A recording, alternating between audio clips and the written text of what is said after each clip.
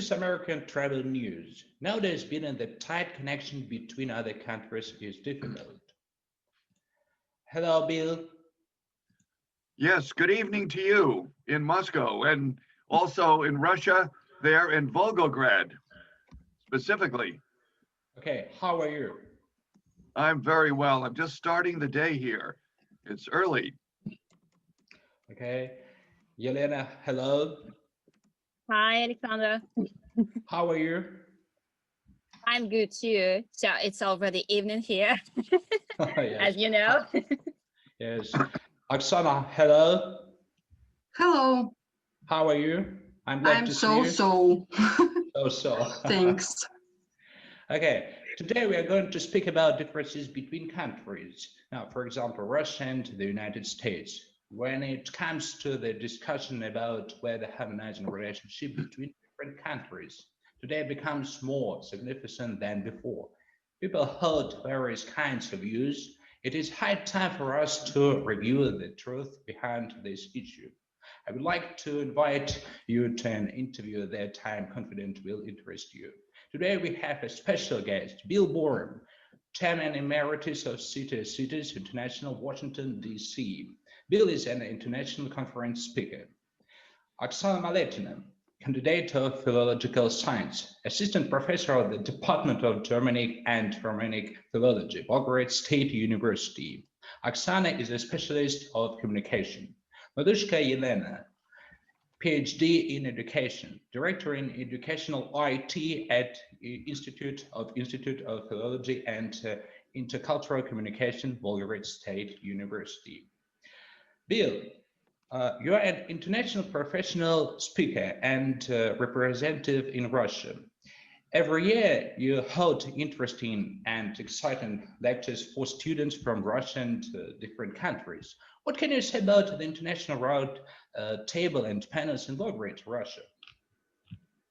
Well, I think that oftentimes students outside the United States, and certainly including Russia, have a more sense of geography. They know more about the world and have an international perspective, appreciation for relationships between countries. And I certainly have found this true in the talks I've given with Russian students. Oftentimes, US students, while they are adventuresome travelers around the world, by and large, within the country at different educational levels, they really don't know that much about geography. So I'd say knowledge about geography is a big difference. And perhaps, I don't know this for sure, but I think probably American college students over the decades have been much more independent travelers. Mhm. Elena? So I have just a kind of sharing experience. So we have just all experienced taking part in international forum dialogue, Volgograd dialogue. So you all know it. I know that many of you have been there. So it was organized by the Center of Public Diplomacy at my university, Volgograd State University. It has been organized for a couple of years. So it's not a new event. And usually it covers topical issues on global politics and security. And this year was not an exception. So I have heard various views on this event. So could you share your expectations on the forum and your post effects? So how did you feel at this event? Well, again, I've been there several times, at least 4 times, maybe even 5 times, starting in 2015, which I think was the second year that the forum was conducted. And what impressed me was 2 things. The caliber of the speakers, very good authorities from within Russia, both very qualified people from the university, of course, but elsewhere from different levels in the government in Russia, but then also from other countries were represented by the speakers. And importantly, also, there's the attendees, which from many, many countries, probably at least 15 to 17 countries, have attended. So I think the human element of this has been very positive, very good representation of qualified people. And that was my expectation. But my expectation was actually exceeded each year, again, by the caliber of speakers and of attendees. So it's excellent in that standpoint. Okay, now international relations introduce you to the world of political and the social historical impact of global development. You will learn about the different political systems and governing policies around the world, understanding how they connect with a broad range of international issues such as human rights, global poverty, climate change, and etc. So, and your question was about the Okay, effectiveness. so Elena, do you have any questions about this Right. theme?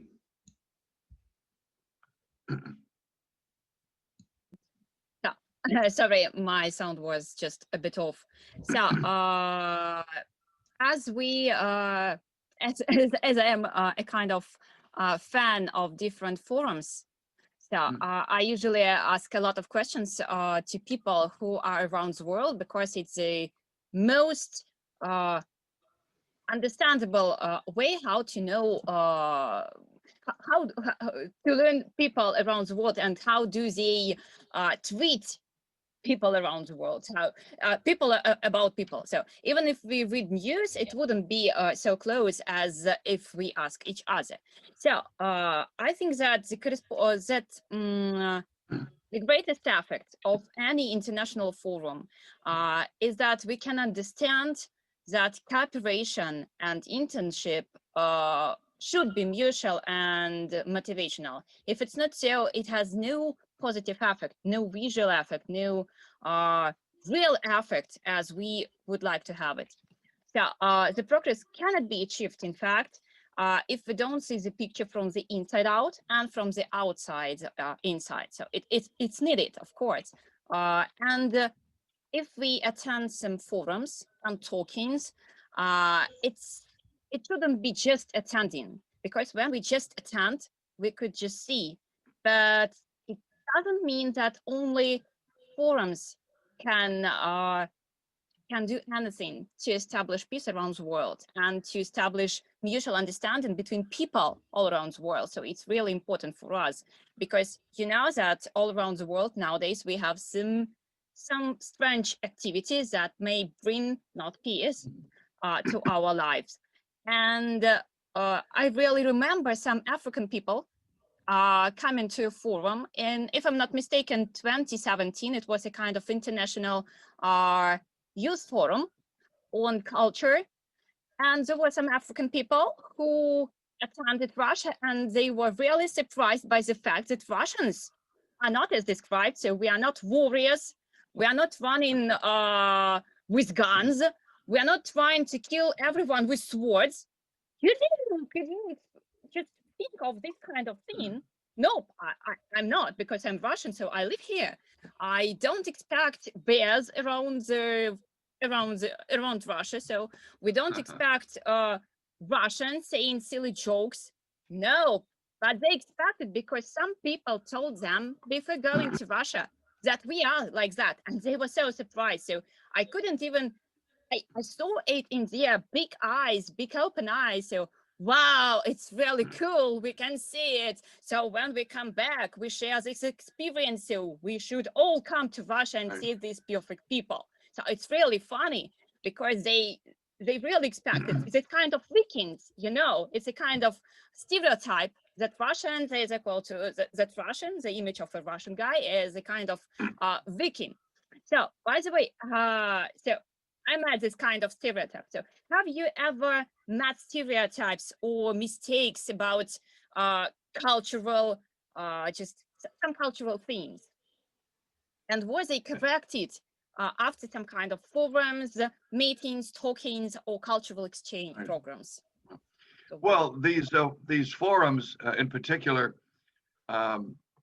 do afford the opportunity to express opinions about topics of common interest. And I think Volgograd State University has done a very good job of selecting topics and in having people from many different countries and participants, as I said before. But the first step is really the outreach, which the university has done. It has gone out and reached out and invited people from different countries. So that's a positive right there, which, in other words, they have not neglected them. And I think that so often the image of Russia is the image of Moscow, Moscow as a government, or the Kremlin. And I think one of the big advantages, which to the forum, is that it's held in Volgograd. So it gives people the opportunity to come to a different part of Russia to learn a simple thing where it is, and also to meet professors and not just government officials, to meet students. And I think the forum always makes sure to have sessions dedicated for students, and they're in the audience, and more so, they have the opportunity to ask questions as part of the program. So I think Volgograd's Center for Public Diplomacy and the university, and of course the city as host, has reached out across the world to invite people to participate, to ask questions, and to see another part of Russia, and also to importantly explain the history of the great battle that was fought there. So I think there are many positive things of having this forum where it is. Okay, world education is very popular with young generations nowadays. Everyone wants to study because knowledge is a contribution for the future. Being educated means success and big opportunities. Other higher education institutions work quick to replace face-to-face lectures with online learning. Bill, what is the current education in the United States, and what can you say about distance education and distance learning in the United States? Well, Maybe although there's some been facts. yeah, well, there's been a lot of sadness, disappointment that we've had to go to more distance learning, online learning, versus the in-person, both the students being on campus and interacting with each other, social aspect, the socialization being important. But I think this pandemic does have what we would call a silver lining. In other words, a good thing, that we're learning to use these technologies, and they've been delivered to us in what we say is a user-friendly format. Basically, one click and you're there. So I think this is a big advantage. Now, way back almost 25 years ago, at least 20 years ago, I was heading up a small technology association or organization where technology people could have dialogue. We had a lot of meetings, also in-person meetings. They were educational. These were for adults. But then we worked hard on a concept at the time that was called distance learning. Distance learning. But it never really happened in the US until now. So I think coming out of the current situation, we will have more distance learning, I think quite a bit more, and especially involving international speakers and the participants, participation of students from around the world, and also professors. For example, just earlier this week, I had a similar type of meeting, Zoom meeting, with top administrators at Moscow State University, where we're planning to have more interaction between US and Russian professors. So I think there's going to be a lot of positive things that will come out of this. But right now in the US, people are sad that they can't have the in-person learning experience. Okay, Elena.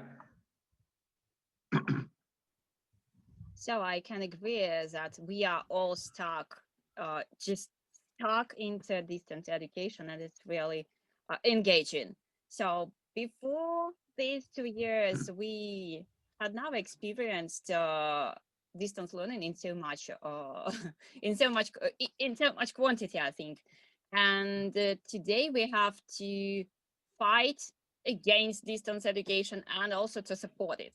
Of course, we have developed some competencies. Now we are much better than before that, of course. Now we can use Microsoft Teams. We could use And Google Zoom, Teams. a lot of programs.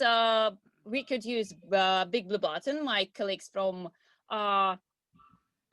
Romania and France, they told me about Big Blue Button because they use it, and we use Microsoft Teams and Zoom, and we all have this digital experience. Now we are all digitalized. It's really good, I can say. But I can agree with Bill that our students and we too, we suffer from absence of communication. I mean, real communication. There is a lot of communication in our life because we communicate through Zoom, but in fact, this communication is only digital. We cannot touch each other. We cannot do anything to each other. So we don't feel it in life. And if we have only virtual communication, sometimes we lose touch with each other. And so we can have some difficulties with communication because we are hidden beside our cameras. And many people prefer even to hide behind black square things like have no camera and so on, just don't show me again. Yeah, they are afraid to show themselves. And when they go back to the classroom, and what do we see? Usually we have the same. They are a bit disorganized. They feel some difficulty communicated in person because now we all see them. Oh my God, it's so awful. Oh, can I go back to my room and close myself? Yeah, it's pretty funny, but it's fact now. So we have to deal with this generation of people who suffered from digitalization. And by the way, this is only one of the points. I think one of the really important facts is that we have difficulty with security. Now we are digitalized, so our classroom is not so protected. When we are at university, when we are at campus, so we have some security service, some guardians who protect us from visitors, from outside visitors, from strangers. So no one can enter university without permission or without noticing. So even if someone enters university, so we have some notice, we have some cameras, so we can track this person if he does or she does anything wrong. But as for digital classroom, sometimes we even don't know who this person is who enters, so we let him or her enter, and we can have some difficulty. Of course, we shouldn't put hackers outside of the formula. We also have them. We have this difficulty when a lot of people suffer from hackers and they have a lot of personal data lost on the internet because we are all the time online and we have to share our, for example, passwords for the conference rooms. We have to share the IDs so to let our students to enter the classroom. And this is also a kind of difficulty. And many people say about the violation of the service quality and security issue in their life nowadays. And of course, it depends much on the staff involved. Of course, if they have some good security service that is working 24/7, it's really okay. But it happens not often because they also have to sleep. Right. Like they also have to have some breaks and some weekends, and educational staff, we can work even on weekends because usually we work 6 or 7 days per week, and security services, they usually work for only 5 days per week. So that's why it could be the reason for difficulty.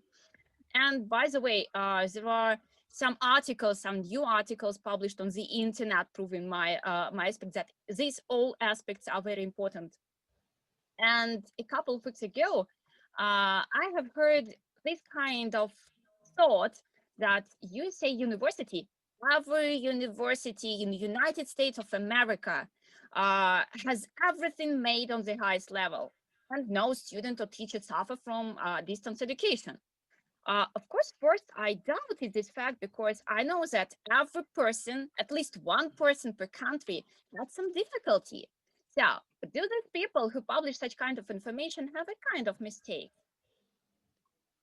Bill? Well, well, in freedom of expression, which we value in the US, and there are now questions about freedom of expression, nonetheless, different points of view can emerge, whether it's a YouTube video or something that's published, to state a point of view. And privacy is what we would call it here, is of concern. There are examples of bad things happening, but actually, I think there's been better communication between people on a secure basis. And as intrusions are attempted, ways will be found to filter this out. In my opinion, I'm basically an optimist. And I think that speaking of distance learning and using the internet for education, my granddaughter, who just turned 5 years old, when she was 4 years old, had already been doing Zoom sessions with her school at 4 years old. So now didn't have all of the attention and focus, but she's learned that. So it's incredible what's happening. So I think it'll be basically a positive development, but I do think that we do need to have an awareness to privacy and security. And I think that will come in time, quickly. Okay, thank you. I think our students have some questions. Okay, do you have any questions, guys? Arena, Kirillova. I want to ask, I heard somewhere that all students in all schools are provided with iPads to study at school. If even they haven't got it before, they will be provided with it. And is that true that all students are provided with textbooks? It is not true. Education in the United States is highly local. I mean, if you're talking about universities is one thing, but the general education system of primary school, or as we call it, grammar school and high school, is controlled on a very local basis. And there have been various proposals by philanthropists and other rich people to provide laptops and computers, etc., Chrome books, I guess you'd call it, to people who may not have them. So not everyone has the access yet. No one's being prevented from having the access. But I think we need more distribution of the means of communication. And there have been many proposals to do that. But the big factor which prevents that from happening nationally is because education in the US is controlled on a local level. But there is increase in awareness of and a remedy for what we call the digital divide. The digital divide.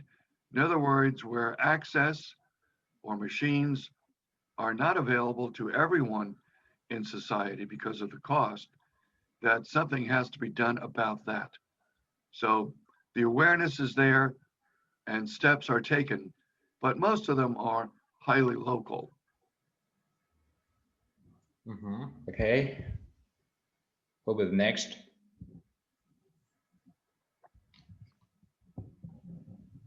Don't be afraid. So Okay. if you need Uh, any help or a kind of technical help, you can write on the chat.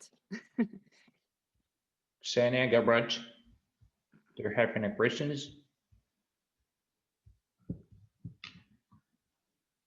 Arena, continue, please. Can I ask not about distant learning? Yeah. Go ahead. You're asking about distance learning?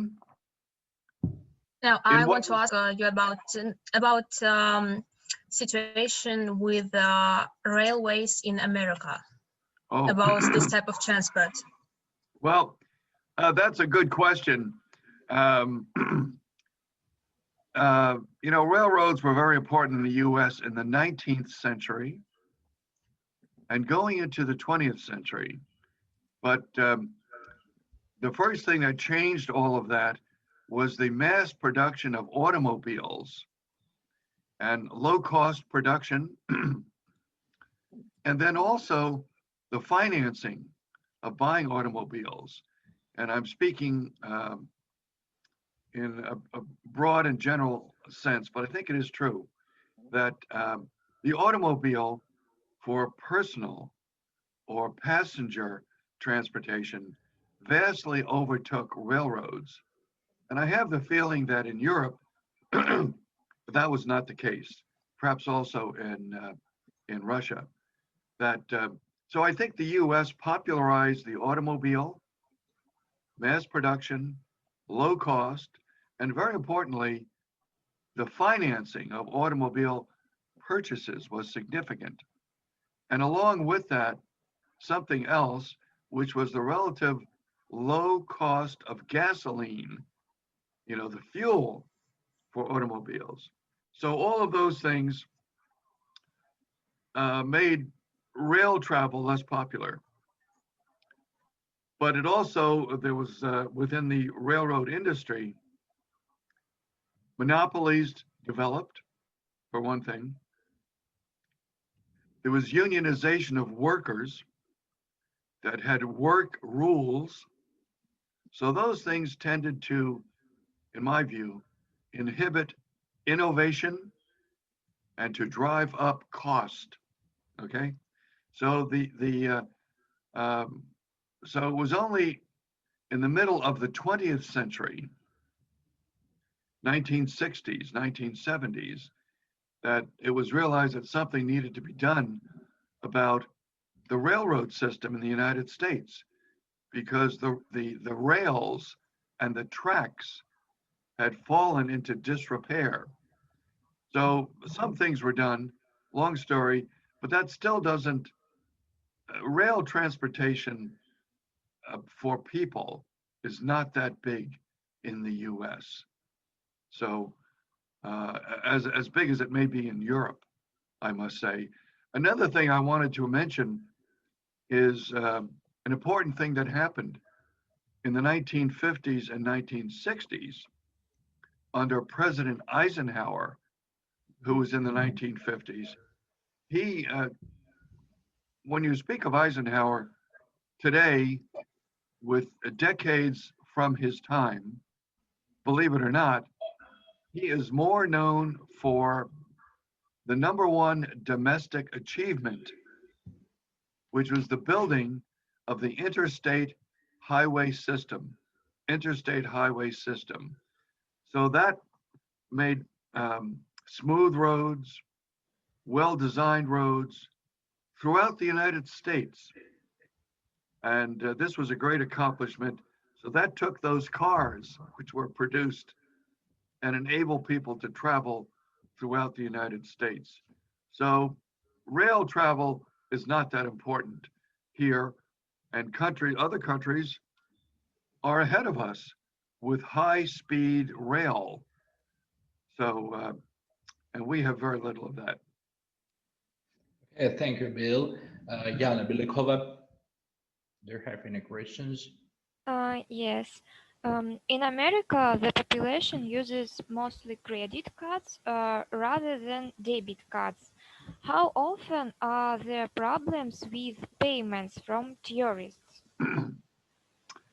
Well, let me first say,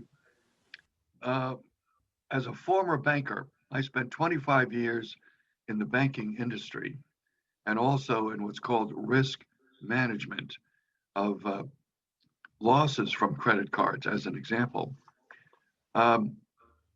Credit in the United States was developed more extensively than in other countries. It just happened that we had banks here, many, many banks, many thousands of banks, and they wanted to have the business of working people, of consumers. So what was called consumer credit developed early in the US. And then credit cards were introduced in the US in the 1960s. And and that was before many, many other countries. And they became extensively used by the public. And there were many credit card companies, people that issued cards, not just banks. So consumer credit and credit cards came to be more used by Americans than in other countries, and very conveniently used. And then technology was introduced. So we came into debit cards. I don't know what the statistics are for debit card usage versus credit card usage. I wouldn't be surprised if it's now greater than credit cards, but the use of credit cards has a long history. And it was something which the loss experience, let's call it that, the loss experience, that's what they term it, was very carefully tracked by the banking authorities, by the banks themselves, and a lot of automation was introduced to manage credit, to manage the use of credit card and software and various analytic systems. So I can't tell you, because I'm no longer in the industry, the losses that are associated if there's a difference with more from credit cards, more from debit, probably much more from credit cards, only because the debit card is a matter of fraud. In other words, with the debit card, either it works or it doesn't. And someone's going to have to steal your card, but either they get your money or they don't.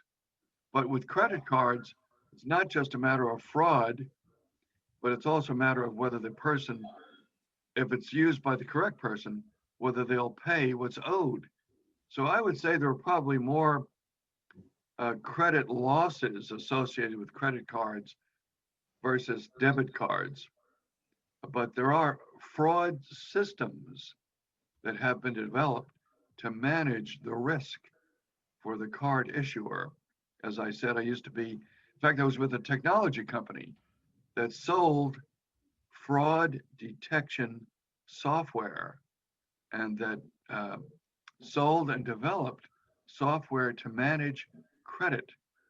And these systems were installed at banks. So anyway, long history of credit in the US, long history of credit cards, but a lot of sophisticated systems are now in place to manage it. I'm sure there are still losses, no question about that, but I don't have the recent statistics. Okay, now next, now Maria. Oh, excuse me, if I may say, if someone is not happy with my answer, say, wait a minute, give me a better answer, tell me more. I'm happy to do that. Mary? America is a country of workaholics. Where do Americans most often go on vacation? They most often go to the beach. We're surrounded by water. You know, on the East Coast, you have this long East Coast line, and people from the Midwest, meaning Chicago area, and the Northeast, meaning New York, New England, those people all go down to Florida for their, not all, but they go to Florida in great numbers in the summer and in the winter. But they also, people visit California for the beaches and other things too. But California was popularized by many movies and music that popularized the beach culture, the singing group, the Beach Boys made it very popular, and they're still popular. Then there's also Hawaii. People from particularly California and the west coast of the U.S., Oregon and Washington State, go to Hawaii.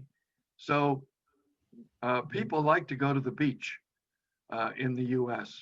We're surrounded by water, so that would be one of the reasons, one of the places they go. But also, we have what we call amusement parks. Disney World is the best example of that. And people are able to go to, for decades, people have gone to the beaches, Florida and California, visited Disneyland, Disney World.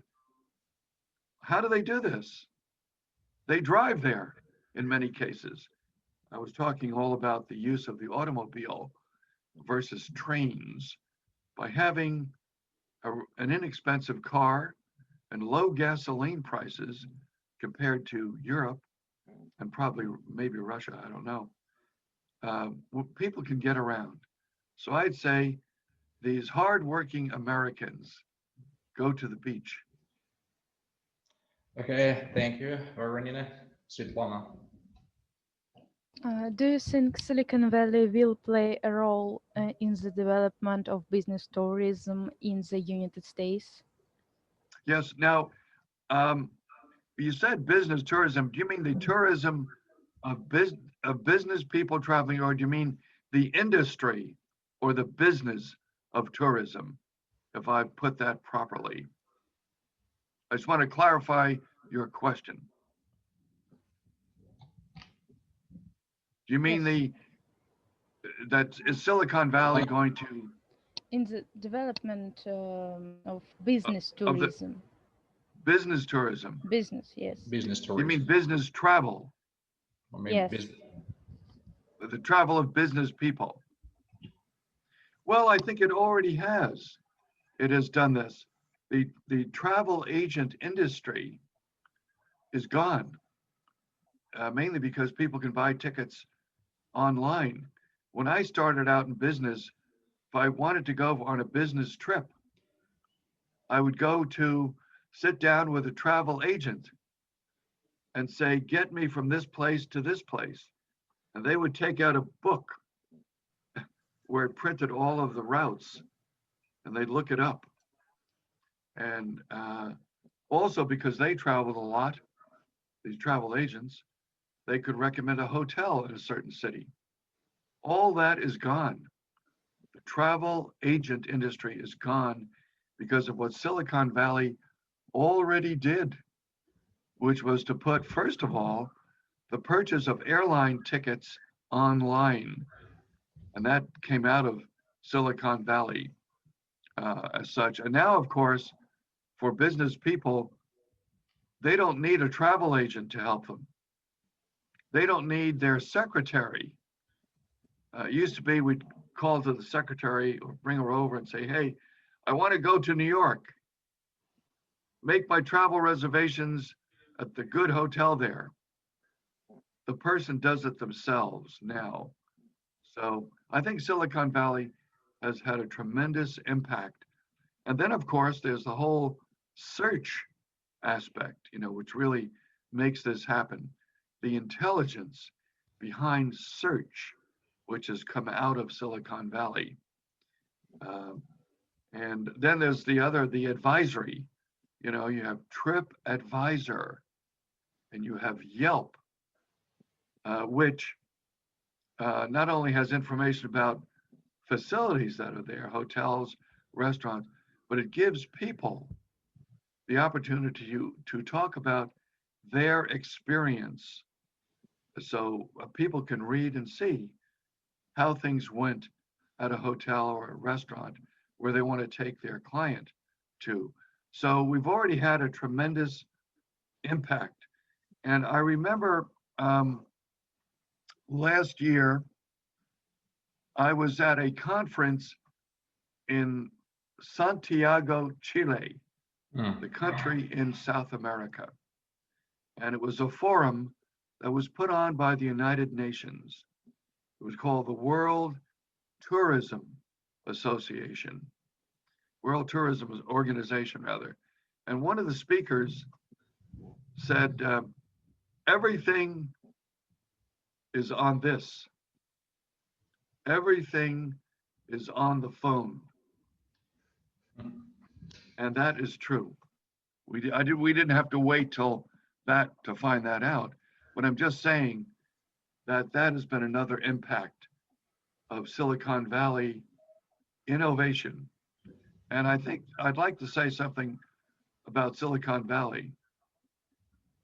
It is a place, it's an area south of San Francisco, or by some definition, maybe including San Francisco, but it's very democratized.